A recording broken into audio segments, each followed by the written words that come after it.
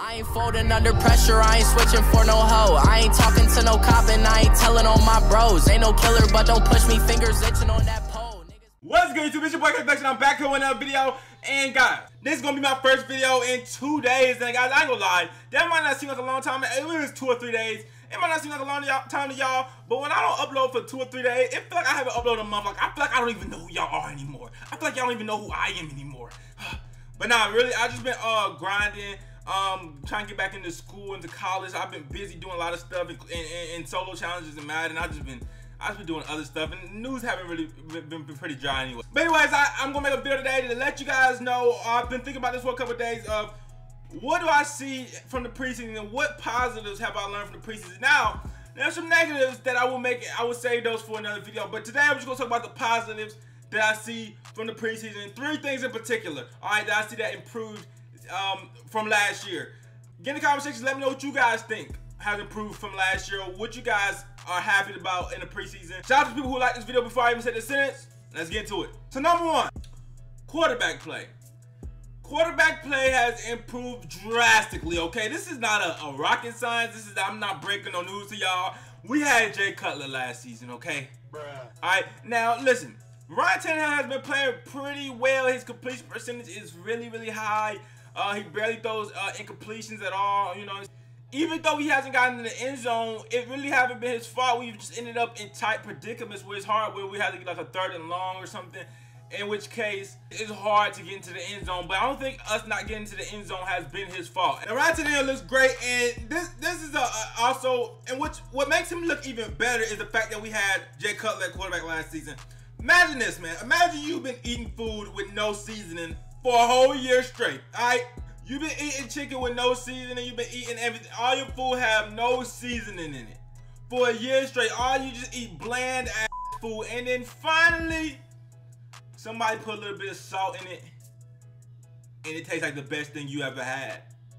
Even though it's only a little bit of salt and it still need more seasoning, it just tastes like the best thing you ever had because you're so used to eating bland food. That's how I feel about the Dolphins quarterback situation. I don't know how that analogy was. That was a great analogy. I ain't gonna lie. But anyway, that's how I feel about the Dolphins quarterback situation. We have bland ass Jay Cutler that even Ryan Tannehill could come in here and be mediocre, and it's gonna look like he's the GOAT.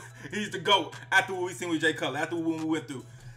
No matter what, guys. Okay, if you still watching these videos, you still a Dolphins fan after that Jay Cutler season, respect. Now, secondly, alright. The next thing I see that is improved from last season is our offensive line. Now, I can look at this from a negative point of view or a positive point of view, and from this perspective, I'm going to look at it from a positive and say our offensive line, as far as pass protection, is looking really, really good. Now, you could say, well, it's hard not to hold your block for 2 seconds because all you got to do is hold your block for 0.5 seconds. All we do is throw bubble screens, and I would not deny that. You would have a valid point. However, it's still awesome that Ryan Tannehill has not been touched at all. He hasn't hit the ground. Nothing has happened to Ryan Tannehill in 6 drives behind his offensive line. That's always a great sign. The offensive line, all around, looks like it has improved a lot. Obviously, you know, maybe Pouncey was a better center, but all around, as far as the whole unit as a whole, it looks very, very improved from what I've seen, at least thus far. I don't see the pocket collapsing too much on Ryan Tannehill. Maybe at one play I did, but not too much. Not as bad as it was last year, where every play he's getting collapsed on, or Jay Cutler's getting collapsed on. But you know, that's an awesome important thing, because the trenches are so important in football. Okay, the offensive line play is so important in football. I don't care how good of a quarterback you are. If you don't have a line to block for you, you're a nobody. And everybody agrees that quarterback is the most important position on the field. If you don't have an offensive line that can block for you, that's pretty much going to f you over. They do be catching penalties, okay? I ain't gonna lie. They have to clean that up. That is very important to clean up. But I think they can clean it up. I don't know why they have if they don't clean it up this season, they just can't do it then. Obviously, because last year this was a stressing point. Hey, don't get all these penalties. We've been preaching this for over a year now, and y'all still getting penalties. At this point, it's just time to scrap that. It's Juwan James got to go, or whoever. But our offensive line looks solid for the most part. Looks much improved, okay? Happy about our offensive line play this as far as pass blocking goes, all right? And the last thing, what y'all have to say, has been much improved from last season to this season. Now, I'm happy to see the last positive that I can get out of these 2 weeks of preseason has been the defensive line. Now, the defensive line What is so important because we invested so much cap room and cap space into the D-line. Even last year we did. And it did not work out. And once you invest that much cap space into a unit that is not producing, you're screwed, okay? During these first 2 games, man, Robert Quinn has been going crazy.